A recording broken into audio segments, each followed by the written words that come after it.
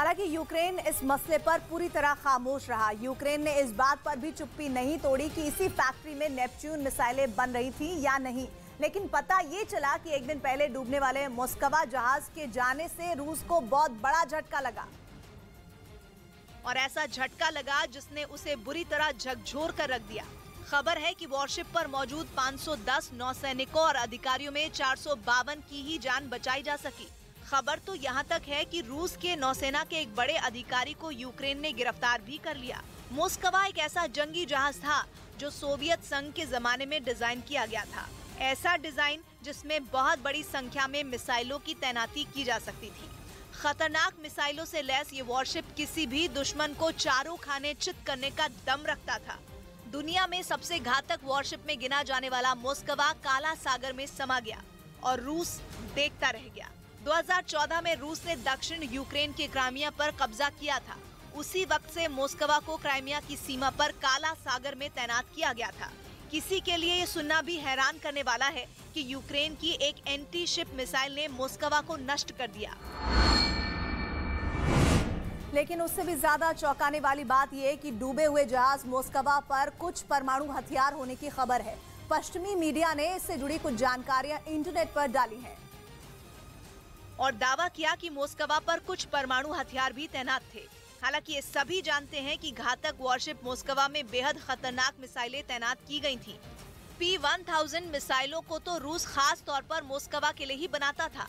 ऐसी मिसाइलें जिनका एक ही बार दुश्मन को चित करने के लिए काफी हो, सटीक, तेज और घातक। खबर है कि मोस्कवा पर हमेशा 2 ऐसी मिसाइलें रखी जाती थीं, जिनके पेलोड के साथ परमाणु बम भी लगाए गए हों। हालांकि इस जानकारी का मतलब ये कतई नहीं कि मोस्कवा के जरिए रूस की तैयारी यूक्रेन पर कोई परमाणु हमला करने की थी। लेकिन युद्ध की रणनीति के तहत मोस्कवा में हमेशा परमाणु हमले का विकल्प रहता था। लेकिन मोस्कवा के डूबते ही 2 परमाणु बम भी समुद्र में डूबने की आशंका है। अगर ऐसा हुआ तो बड़े खतरे की घंटी होगी, क्योंकि समुद्र में डूबे परमाणु बम का समुद्र पर क्या असर होगा ये भी कहना मुश्किल है। समुद्र में जलते जहाज के डूबने से उन परमाणु बमों के फटने की आशंका है या नहीं, ये कहना भी मुश्किल है। लेकिन इतना तय है कि अगर मोस्कवा पर कोई परमाणु बम लगे थे तो जो समुद्र में डूब गए हैं, तो ये मसला जल्द ही ठंडा पड़ने वाला नहीं है। हालांकि रूस अब तक ये मानने को तैयार नहीं है कि मोस्कवा एक मिसाइल हमले की वजह से ढेर हुआ। बल्कि रूस का कहना तो ये है कि मोस्कवा के डूबने की वजह तकनीकी खामी की वजह से लगी आग बन गया। रूस का कहना है कि जंगी जहाज में आग लगने के बाद उसे बुझाने की कोशिश हुई, कोशिश कामयाब नहीं हुई, तो जहाज पर मौजूद नौसैनिकों को निकालने का ऑपरेशन शुरू किया गया। लेकिन मोस्कवा के डूबने पर दुनिया में खलबली जरूर है। अमेरिका कह रहा है कि उसके पास पूरी जानकारी नहीं है, लेकिन उसे लगता है कि इसे मिसाइल हमला न मानने के कारण भी उसके पास नहीं है। मोस्कवा एक ऐसा जहाज था जो समुद्र में तैनात होकर आसमान की भी सुरक्षा करता था।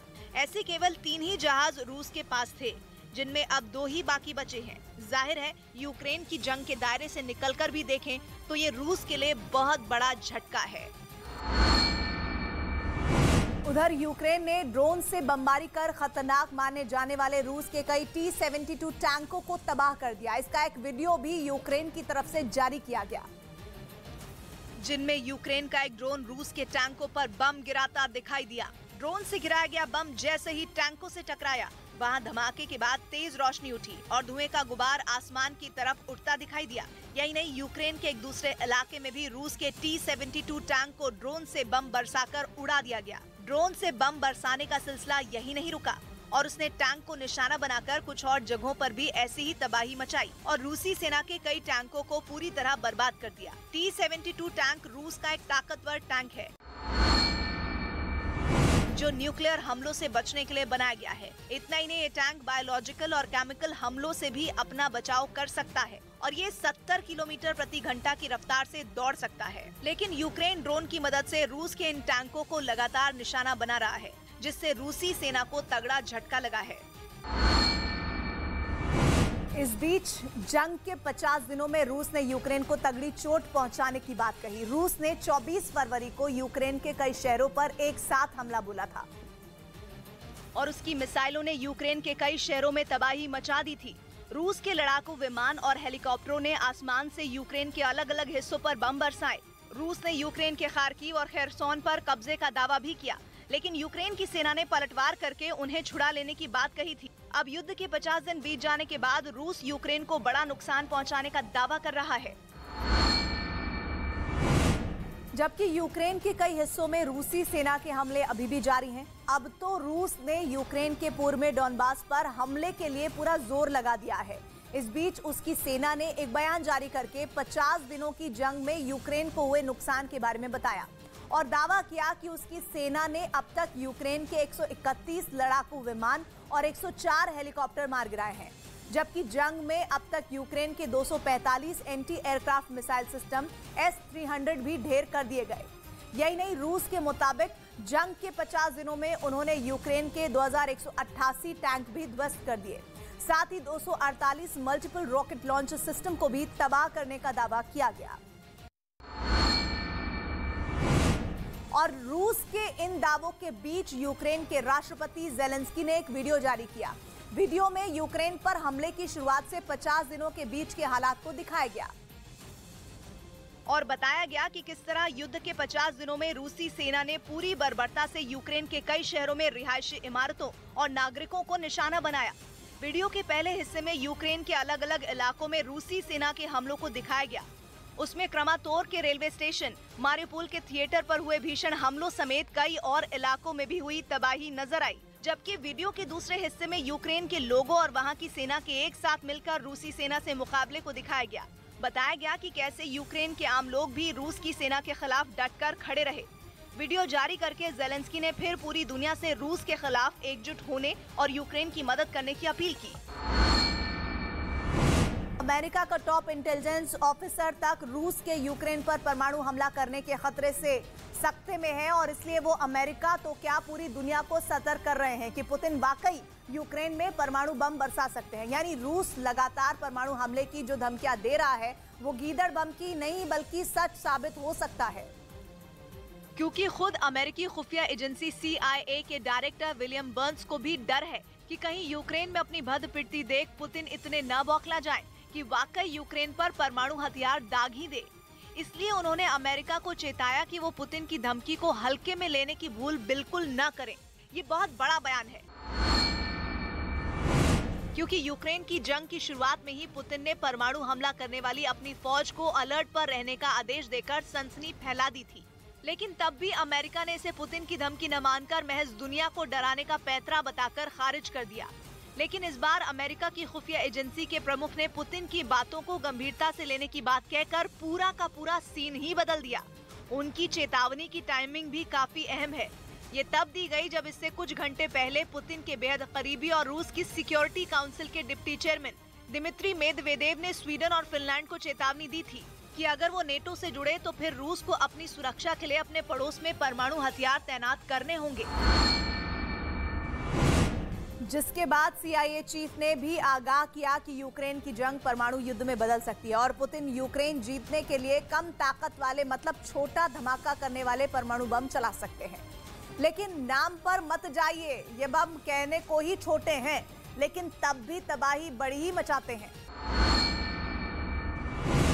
दूसरे विश्व युद्ध के दौरान जापान के हिरोशिमा पर अमेरिका ने जो बम गिराया था, जिसके धमाके में 90,000 से 1.5 लाख लोगों के मारे जाने का दावा किया जाता है, छोटे परमाणु बम ताकत के मुकाबले में उस बम से बस जरा से ही पीछे होते हैं। लेकिन तब भी जिस शहर पर फट जाएं, उसका नामो निशान मिटाने का दम रखते हैं। एक अनुमान के मुताबिक रूस के पास ऐसे कम ताकत वाले परमाणु हथियारों की गिनती 2000 के करीब है। और तो और रूस के पास पूरी दुनिया में परमाणु हथियारों का सबसे बड़ा जखीरा है। अमेरिका का नंबर भी रूस के बाद ही आता है।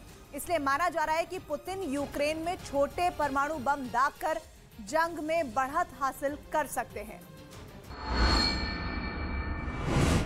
उधर बुचा में बड़े पैमाने पर किए गए नरसंहार के सबूत मिलने का दावा किया गया। इन हत्याओं के लिए यूक्रेन ने रूसी सेना को जिम्मेदार ठहराया, जबकि रूस इससे इनकार करता आ रहा है। और इस बीच बुचा में गिरजाघर के पास जमीन की खुदाई कर एक के बाद एक कई शव निकाले गए। इस दौरान यूक्रेन की सेना भी वहां मौजूद रही। वहीं बुचा शहर के मेयर का दावा है कि उस इलाके में सामूहिक कब्र खोदकर 73 शवों को निकाला गया। उनके मुताबिक अब तक उस इलाके से 403 शव मिल चुके हैं, जिनमें 167 शवों की पहचान भी हो चुकी है।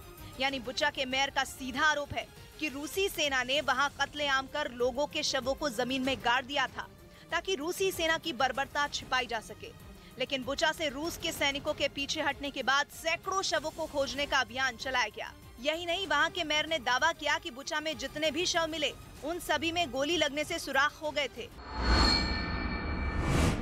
उन्होंने ये भी बताया कि सामूहिक कब्र के अलावा कई शव खेतों और पार्कों में भी मिले, जो इस बात के सबूत हैं कि रूसी सेना ने बुचा में नरसंहार किया था। इस मुद्दे पर न केवल यूक्रेन बल्कि दुनिया भर में रूस का विरोध किया गया था। और तो और यूएन ने तो इसके लिए अपने मानवाधिकार परिषद से रूस को बाहर भी कर दिया था। तो वहीं इंटरनेशनल क्रिमिनल कोर्ट में पुतिन पर आरोप जल्द तय किए जा सकते हैं। यूक्रेन जंग के ठीक बाद ही रूस के खिलाफ ये केस दायर किया गया था और इसी केस में लगाए गए आरोपों की जांच के लिए एक टीम यूक्रेन पहुंची। इस दौरान इस टीम ने बुचा और बोरोद्वांका इलाकों का दौरा किया और रूसी सेना के खिलाफ सबूत जुटाए। इन्हीं इलाकों में यूक्रेन ने पुतिन की सेना पर आम नागरिकों का नरसंहार करने का आरोप लगाया था। ये टीम इंटरनेशनल क्रिमिनल कोर्ट के चीफ प्रोसिक्यूटर करीम खान की अगुवाई में वहां पहुंची थी। In the end, independent judges will decide on the strength of what we find. अपने दौरे में करीम खान ने वहां पीड़ित परिवारों से भी मुलाकात की और उनका पूरा सच दुनिया के सामने लाने का भरोसा दिया। ज़ेलेंस्की सरकार लगातार पुतिन की सेना पर गंभीर आरोप लगा रही है और ज़ेलेंस्की सरकार ही नहीं बल्कि अमेरिकी राष्ट्रपति बाइडेन भी सीधे पुतिन को निशाना बनाते रहे। पिछले दिनों एक कार्यक्रम में तो बाइडेन ने पुतिन को वॉर क्रिमिनल तक बोल दिया। जंग के बाद से ही रूस पर पश्चिमी देशों की तरफ से कई प्रतिबंध लगाए गए, लेकिन बुचा नरसंहार के बाद रूस को संयुक्त राष्ट्र की मानवाधिकार परिषद से ही बाहर कर दिया गया था।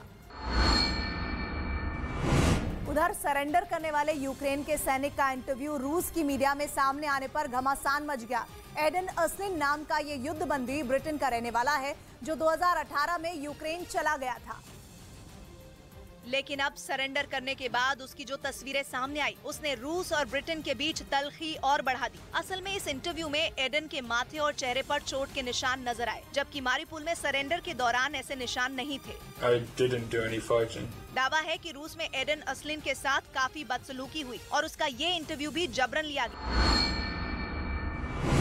एडन यूक्रेन के जवान हैं जिनके शरीर पर चोट के निशान देखकर उनका परिवार और ब्रिटेन दोनों भड़क गए। एडन यूक्रेन और ब्रिटेन दोनों देशों के नागरिक हैं। युद्धबंदी के तौर पर उनको दी गई यातना को ब्रिटेन और यूक्रेन दोनों अंतर्राष्ट्रीय संधियों का उल्लंघन बता रहे हैं। बताया गया कि सितंबर में उसे यूक्रेन की फौज से जुड़े 4 साल पूरे होने वाले थे। लेकिन उस पहले ही एडन ने दुश्मन के सामने घुटने टेक दिए। सरेंडर के दौरान उसने बताया था कि मारिपुल को रूस से बचाने के लिए यूक्रेन की फौज ने अपनी पूरी जान लगा दी।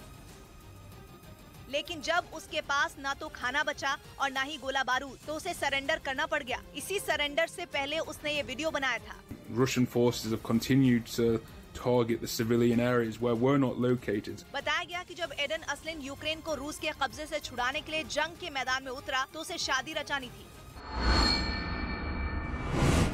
लेकिन ऐसा नहीं हो पाया और अब तो यूक्रेन का ये जवान रूसी सेना के कब्जे में है। रूस की मीडिया ने तो यहाँ तक दावा किया कि एडन अस्लिन अपने जिस दोस्त के खातिर ब्रिटेन से यूक्रेन आया वो नाजी समर्थक है।